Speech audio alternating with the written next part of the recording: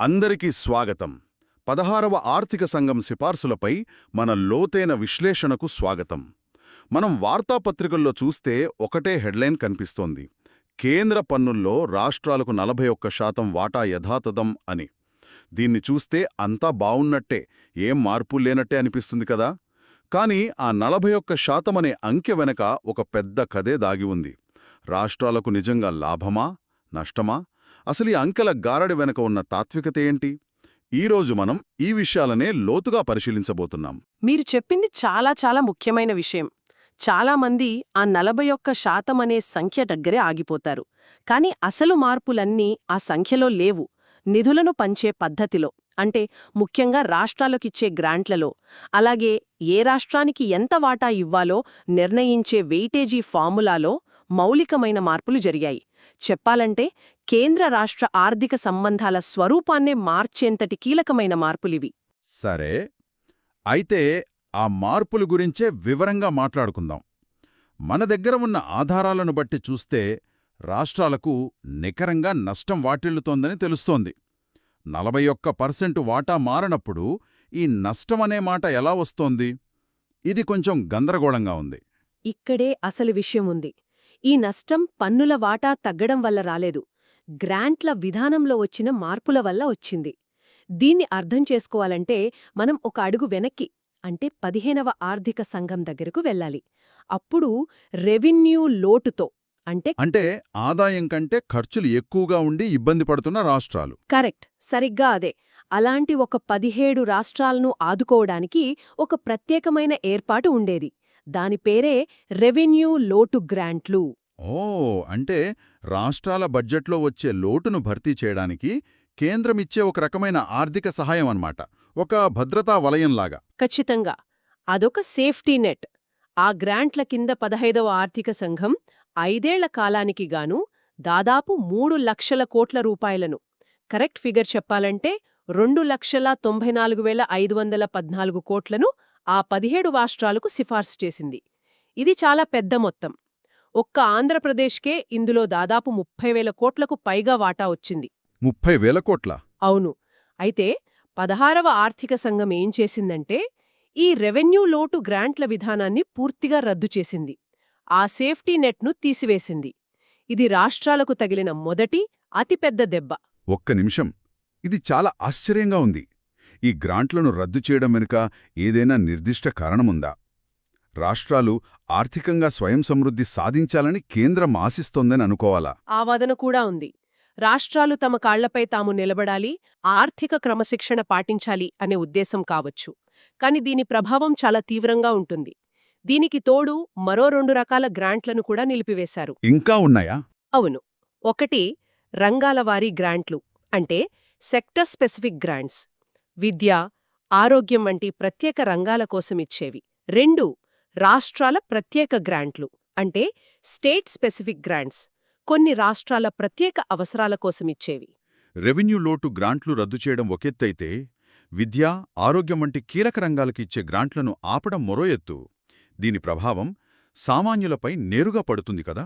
నిస్సందేహంగా. ఈ 3 రకాల గ్రాంట్ల రద్దు వల్ల రాబోయే 5 ఏళ్లలో రాష్ట్రాలు నికరంగా అక్షరాల 4.5 లక్షల కోట్ల రూపాయలకు పైగా, అంటే 4,66,150 కోట్లు ఆదాయాన్ని కోల్పోనున్నాయని ఒక అంచనా. 4.5 లక్షల కోట్ల? ఇది చాలా పెద్ద మొత్తం. అవును. ప్రత్యేకంగా చూస్తే ఆంధ్రప్రదేశ్ సుమారు 8,300 కోట్లు, తెలంగాణ దాదాపు 5,400 కోట్లు నష్టపోనున్నాయి. మొత్తం మీద చూస్తే 15వ ఆర్థిక సంఘం ఇచ్చిన మొత్తం గ్రాంట్లు 10 లక్షల కోట్లు దాటాయి. కానీ 16వ ఆర్థిక సంఘం సిఫారసు చేసిన గ్రాంట్లు 9.95 లక్షల కోట్లు మాత్రమే, అంటే నికరంగా 37,000 కోట్లకు పైగా కోతపడింది. సరే, ఇప్పటి వరకు మనం రాష్ట్రాలు కోల్పోతున్న నిధుల గురించే మాట్లాడుకున్నాం. ఇది వింటుంటే పరిస్థితి చాలా నిరాశజనకంగా అనిపిస్తోంది. కానీ ఈ నివేదికలో ఆశాకిరణాలేమైనా ఉన్నాయా? ఉదాహరణకు, క్షేత్రస్థాయిలో పనిచేసే స్థానిక సంస్థల పరిస్థితి ఏంటి? వాటి గురించేమైనా చెప్పారా? ఇక్కడే ఒక ముఖ్యమైన సానుకూల మార్పు చోటుచేసుకుంది. ఇది చాలా మంచి పరిణామం. రాష్ట్రాలకు గ్రాంట్లలో కోత పెట్టినా స్థానిక సంస్థలకు అంటే గ్రామ పంచాయతీలు, మున్సిపాలిటీలకిచ్చే నిధులను 16వ ఆర్థిక సంఘం భారీగా పెంచింది. ఓ అలాగా. ఎంత పెంచారు? 15వ ఆర్థిక సంఘం హయాంలో వీటికి సుమారు 5.6 లక్షల కోట్లు వస్తే ఇప్పుడు ఆ మొత్తం దాదాపు 8 లక్షల కోట్లకు పెరిగింది. కరెక్ట్గా చెప్పాలంటే 7,91,498 కోట్లు. దీనికి తోడు విపత్తుల నిర్వహణ కోసం ఎస్డీఆర్ఎఫ్, ఎస్డీఎంఎఫ్ కింద మరో 2 లక్షల కోట్లకు పైగా కేటాయించారు. అంటే స్థానిక సంస్థలకు గతంతో పోలిస్తే నిఖరంగా 4.3 లక్షల కోట్లకు పైగా అదనంగా అందనున్నాయి. ఇది నిజంగా క్షేత్రస్థాయిలో పెద్ద మార్పు తీసుకొచ్చే అవకాశముంది. ఇక దక్షిణాది రాష్ట్రాల విషయానికి వస్తే జనాభా నియంత్రణను సమర్థవంతంగా అమలు చేసినందుకు తాము నష్టపోతున్నామని వారెప్పటినుంచో వాదిస్తున్నారు. వారి వాదనకు ఈ సారైన గుర్తింపు లభించిందా? ఇక్కడ మరో ఆసక్తికరమైన మార్పు జరిగింది. 16వ ఆర్థిక సంఘం దక్షిణాది రాష్ట్రాల వాదనను పూర్తిగా కాకపోయినా కొంతమేర పరిగణనలోకి తీసుకుందని చెప్పొచ్చు. 15వ ఆర్థిక సంఘం దక్షిణాది రాష్ట్రాలన్నింటికీ కలిపి నిధుల పంపిణీలో 15.8% వెయిటేజీ ఇస్తే 16వ సంఘం దాన్ని 17% కొద్దిగా పెంచింది. 17% అంటే దాదాపు 1.2% పెరుగుదల. ఈ పెరుగుదల వల్ల వారికి ఎంత ప్రయోజనం కలుగుతుంది? ఇది నామమాత్రపు మార్పేనా లేక చెప్పుకోదగ్గ ప్రయోజనమా?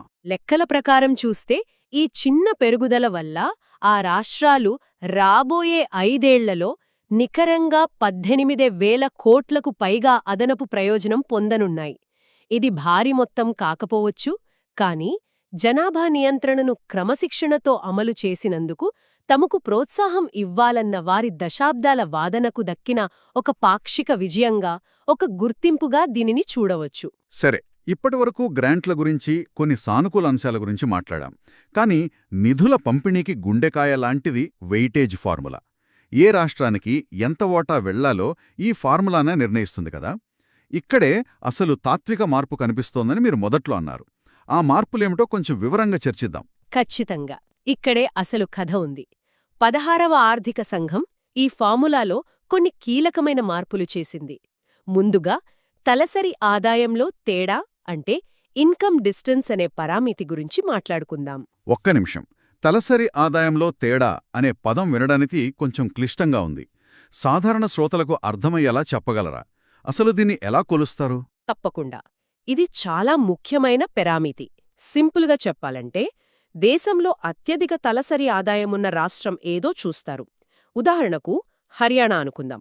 ఆ రాష్ట్ర తలసరి ఆదాయంతో మిగతా అన్ని రాష్ట్రాల తలసరి ఆదాయాన్ని పోలుస్తారు. ఆ తేడా ఎంత ఎక్కువగా ఉంటే ఆ రాష్ట్రం ఆర్థికంగా అంత వెనుకబడినట్టు లెక్క. ఓకే, అర్థమైంది.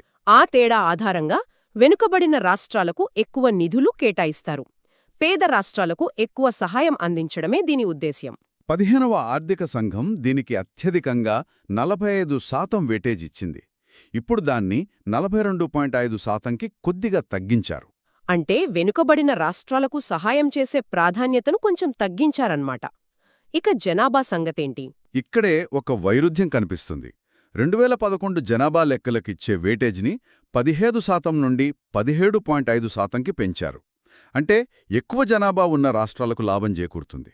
కానీ అదే సమయంలో జనాభా నియంత్రణను ప్రోత్సహించే డెమోగ్రఫిక్ పనితీరు అనే అంశానికి వెయిటేజీని 12.5% నుండి 10%కి తగ్గించారు. ఇది విచిత్రంగా ఉంది. ఒకవైపు ఎక్కువ జనాభా ఉన్నందుకు ప్రోత్సాహం చేస్తూ, మరోవైపు జనాభాను నియంత్రించినందుకు ఇచ్చే ప్రోత్సాహాన్ని తగ్గిస్తున్నారు. ఇదొక రకంగా పరస్పర విరుద్ధంగా లేదా? అవును, అది ఒక క్లిష్టమైన సమతుల్యత. అయితే ఇక్కడ జరిగిన అత్యంత ముఖ్యమైన, నాటకీయమైన మార్పు 2 అంశాలకు సంబంధించింది. ఒకటి, పన్నులు అండ్ ఆర్థిక క్రమశిక్షణ, అంటే ట్యాక్స్ అండ్ ఫిస్కల్ ఎఫర్ట్ అనే పరామితిని పూర్తిగా తొలగించడం. ఆగండి, ఇది చాలా పెద్ద మార్పులా అనిపిస్తుంది. అసలు పన్నులు అండ్ ఆర్థిక క్రమశిక్షణ అంటే ఏంటి? దాన్నెందుకు తొలగించారు? ఇది చాలా మంచి ప్రశ్న. సింపుల్గా చెప్పాలంటే ఏ రాష్ట్రాలు అయితే తమ సొంత ఆదాయ వనరులను అంటే పన్నులను సమర్థవంతంగా వసూలు చేసుకుంటున్నాయో, ఖర్చులను అదుపులో ఉంచుకుంటున్నాయో అలాంటి రాష్ట్రాలను ప్రోత్సహించడానికి 15వ ఆర్థిక సంఘం 2.5% వెయిటేజీ ఇచ్చింది.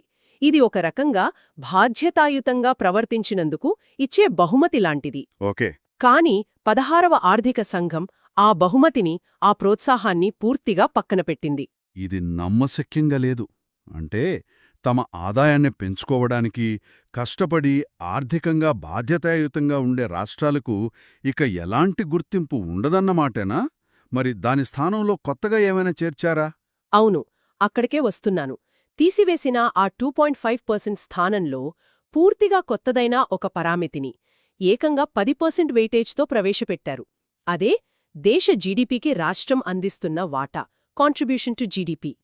ఇది గతంలో ఎప్పుడూ లేదు. ఓ, దీని అర్థమేంటంటే, ఒక రాష్ట్రం ఆర్థికంగా ఎంత క్రమశిక్షణతో ఉంది, పన్నులు ఎలా వసూలు చేస్తోంది అనేదానికంటే, ఆ రాష్ట్రం దేశ ఆర్థిక వ్యవస్థకు పరిమాణంలో, అంటే సైజ్లో ఎంతగా దోహదపడుతోంది అనేదానికి ఇప్పుడు ప్రాధాన్యత ఇస్తున్నారు.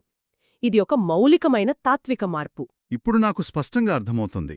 ఇది ఈక్విటీ నుండి ఎఫిషియన్సీ వైపు జరిగిన ఒక కీలకమైన మార్పుగా చూడవచ్చా? అంటే గతంలో వెనుకబడిన రాష్ట్రాలకు చేయూతనివ్వడం, ఆర్థిక క్రమశిక్షణను ప్రోత్సహించడంపై దృష్టి ఉండేది.